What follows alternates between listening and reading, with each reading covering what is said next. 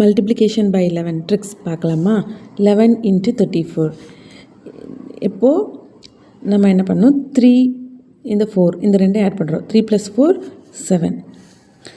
So 3 first digit 3 எழுதிக்கிறோம். இந்த வந்து ஆன்சர் 7 மிடில் எழுதிக்கிறோம் அண்ட் 4. நெக்ஸ்ட் சம், இன்னொரு சம் பார்க்கலாம். 11 × 52. 5 + 2 = 7. இப்போ இந்த 5 எழுதிக்கிறோம், இந்த ஆன்சர் மிடில் எழுதிக்கிறோம் அண்ட் லாஸ்ட் ட்ரூ. Next one 11 × 81. இந்த 8 எழுதிக்கிறோம் அண்ட் இந்த 1 எழுதிக்கிறோம். ரெண்டையும் ஆட் பண்ணால் 9.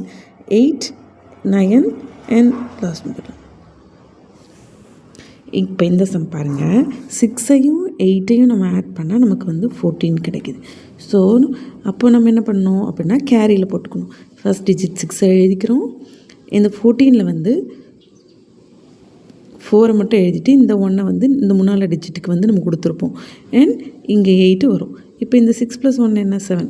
ஸோ ஆன்சர் என்னது 7 4 லாஸ்ட் டிஜிட் 8. ஸோ நெக்ஸ்ட் இன்னொரு சம் அதே மாதிரி பார்க்கலாம். 11 × 97. 9 + 7 எத்தனை 16. ஸோ சேமாக தான் இந்த 6 மட்டும் வச்சுட்டு இந்த 1 3 டிஜிட்டுக்கு நம்ம கேரியில் கொடுப்போம். ஆல்ரெடி இங்கே 9 இருக்குது, இங்கே இருக்க கேரி 1 ஆட் பண்ண 10, இங்கே உள்ள 6 அண்ட் லாஸ்ட் டிஜிட் 7. இப்போது 3 டிஜிட்ஸ்குள்ளது பார்க்கலாம்.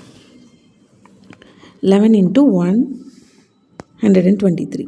இதில் என்ன பண்ணுறோன்னா சேம் எப்பயும் போல் தான் ஃபஸ்ட் டிஜிட்டும் லாஸ்ட் டிஜிட்டும் எடுத்துக்கிறோம். மிடில் உள்ளது 2 டிஜிட்டை ஆட் பண்ணிக்க போகிறோம். ஸோ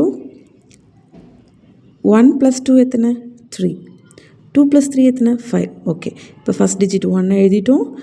நெக்ஸ்ட்டு இந்த ஃபஸ்ட் 2 டிஜிட்டை ஆட் பண்ண 3 எழுதிட்டோம். செகண்ட் 2 டிஜிட் 2 + 3 ஆட் பண்ண 5 எழுதிட்டோம் அண்ட் லாஸ்ட்டாக இந்த 3 எழுதியிருக்கோம். ஸோ 1353 வந்து ஆன்சர். இதுலேயும் கேரி வர மாதிரி ஒரு சம் பார்ப்போம்.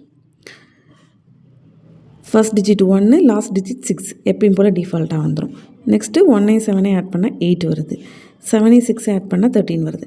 சேம் அதே தான். நம்ம எப்போ என்ன பண்ணுவோம், ஃபஸ்ட் டிஜிட்டாக இந்த 1ஐ எழுதிட்டோம் ஆன்சரில். நெக்ஸ்ட்டு இங்கே ஸ்மால் மிஸ்டேக். ஸோ 1 இங்கே ஆல்ரெடி 8 இருக்குது, இங்கே உள்ள கேரி வந்து ஆட் ஆகி 9. நெக்ஸ்ட்டு இங்கே 3, நெக்ஸ்ட்டு இந்த லாஸ்ட் டிஜிட் 6. ஸோ உங்களுக்கு ஒரு ப்ராக்டிஸ் சம்ஸ் 3 இருக்குது, ப்ராக்டிஸ் பண்ணி பாருங்கள்.